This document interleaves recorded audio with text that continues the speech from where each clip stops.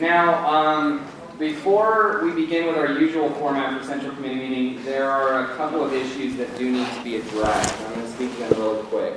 And based on the outcome of these issues, it'll help everything go more smoothly if I kind of give you a timeline of events. I know there's been a lot of confusion lately with regards to the calling of the election.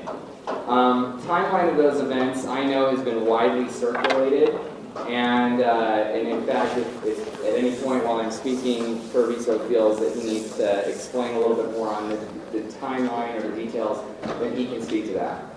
An issue came up 4 days after our last Central Committee meeting where we had our legislative district caucus election. And that was, we have a bylaw that states that 30 days notice needs to come through the mail to the members of the Central Committee in order for that to be, for them to be notified. That's one of the ways that we've done that. And in the bylaws, it's pretty clear. In that month, however, there were also other notices that went out. There was an email. This body was notified of a Central Committee meeting in May, I believe. Yeah. And it was also on our website.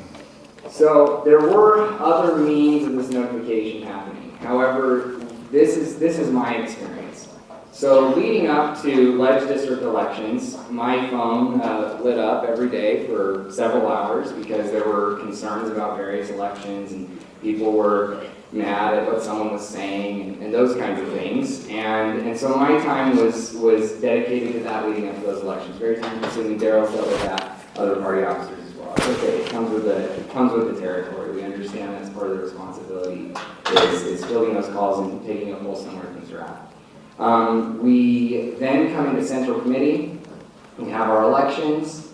I was there until about 1:30 that afternoon. I got up after most of you had been gone for a couple hours, and I stood on the stage to the people that really love Central Committee meetings, and they stuck around for the results of the audit and CMB committee. And I read those results.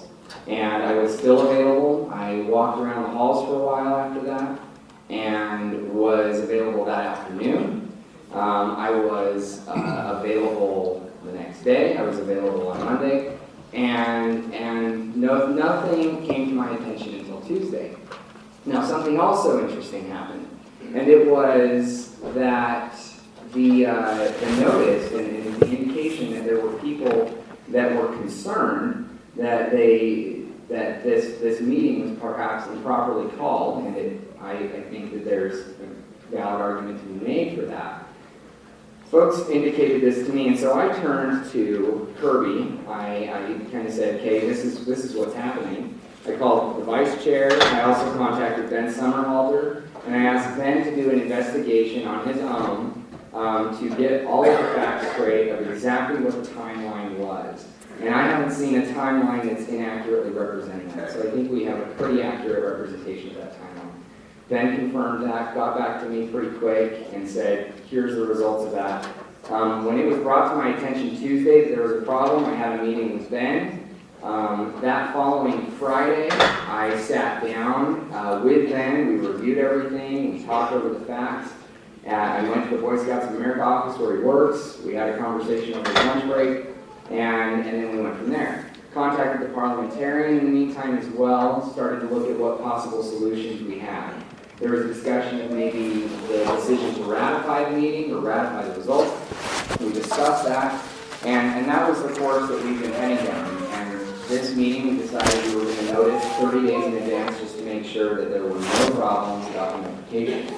And so because, the secretary and the mix-up with the postcards, that graphics, and the mistakes that were made there, we're all human, those mistakes ended up leading to this discrepancy and this breach of bylaw.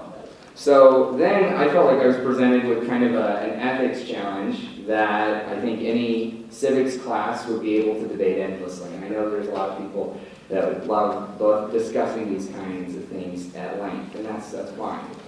However, something that's on my mind as I look up at this whole situation is I want to make sure that I fulfill my commitment that I made at the county convention, that I follow the rules. that I'm someone that adheres to the rules, that I look to making sure that I am fair in that process. And so I consulted, especially this last week, and last night, the reason you might see me yawn today, I'm really hoping I don't, is because I was up till 2:30 working on this project. Trying, and I call it a project because in the last month, instead of doing things that I really like to do, that I think would be more productive to the party, I've had to spend a lot of time working on this, and that's fine. Again, I'm willing to do that, but I think there's better ways to use our time. That said, Roberts is very interesting on this topic, and I'm going to go ahead and reference this for the body. So, objecting to an election, this is the process as found in Roberts. Page 445, line 8 states, an election may be contested only by raising a point of order. The general rule is that such a point of order must be timely, as described on page 250, line 30 to page 251, line 2. Points of order regarding the conduct of a vote must be raised, keyword, immediately following the announcement of the voting result. If an election is disputed on grounds that a quorum was not present, the provisions on page 349, lines 2 through 28 apply. Okay? So this is the challenge that we have. I then go to the definition of immediately, curious if there was opportunity for immediately to mean 4 days. The definition of immediately. Immediately, no. At once, instantly. Now just a moment, I'm giving the whole history. Out of order. At once, instantly. I called immediately for an ambulance. Straight away, instantly, now, directly, promptly, forthwith. This, that very minute, is that instant. There and then and then and there. On the spot, here and now, without further ado. Without any intervening time or space. Okay, I'm making the point, Kristen. Go ahead, you can speak to this. Go ahead. But I contacted you immediately when I found out that the postcards had not been mailed out. I could not have known that on Saturday. Okay, this was the first time it was brought to my attention. Now, the next thing that I want to address. Okay, the other point of order. I don't think you're supposed to be advocating. The next thing, okay, that's fine. The next thing, I'm advocating for the party right now. The next thing that I feel needs to be asked, and this is critical, okay? In the last month and a half, I have not received a single phone call, email, text message, communication from a member of this body who felt that they would have voted last time, but did not get the opportunity because a postcard was not sent. Nobody did that. That was in that circumstance or situation. I have had people bring this to my attention who either lost an election, didn't get the results they wanted, that kind of a concern, or their friends did not win. Okay, and I'm concerned about that. So the last thing I'm going to say is I'd like to see the body, just without speaking and just by just a raise of hands. If I have not spoken to you, if what I've done is, if I'm not speaking for you correctly, and you are someone that feels that your voice was not heard because you would have voted last time, but did not get the opportunity to vote, I would like you to please raise your hand. 2. Okay, we've got 2 people. Sorry, do they have emails? Do they have emails? Do you guys have your emails in the party system? Okay, so they got 2 emails. Yes. If the person didn't know there was a meeting, how would they know that they missed the opportunity to vote? Well, they have emails, so... There were emails. You know what? I didn't get your emails, Daryl. I absolutely know Daryl sent it, and I... Wait, whoa. You didn't get the 8,000-member caucus attendee email that you told me to send out? I didn't get it from you. I didn't. It didn't come in. Okay. I'm addressing this issue in general. Okay, now, pretty much all I'm going to say on this issue... There were 5 emails that were sent out. There were a total of 5 emails that were sent out.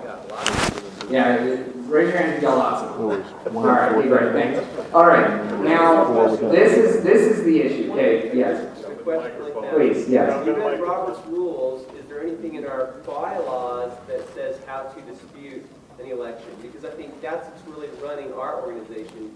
So instead of going by Robert's rules, is there anything in our bylaws that addresses? Yeah, when the bylaws don't speak to an issue, that's when you refer to Roberts, right? And so we don't really have a situation in our bylaws that talks about this scenario. Which is why in Robert's rules for radicals, it says to destroy and disrupt an organization, make sure they follow every single one of their rules, because they're not going to cover all the bases. They're not going to cover a situation like this all the time. So Robert's rules are, right, so that's why I looked at this, and I was thinking, in all fairness, in what the core of what it is, what is the best possible solution. And this is what I have come to. And I consulted with an attorney, talked with other parliamentarians, talked with our parliamentarian, informed the parliamentarian doing this meeting, this is what was going to happen. That's kind of where we're at. So that is the ruling of the chair. That the meeting stands and the election results stand. So,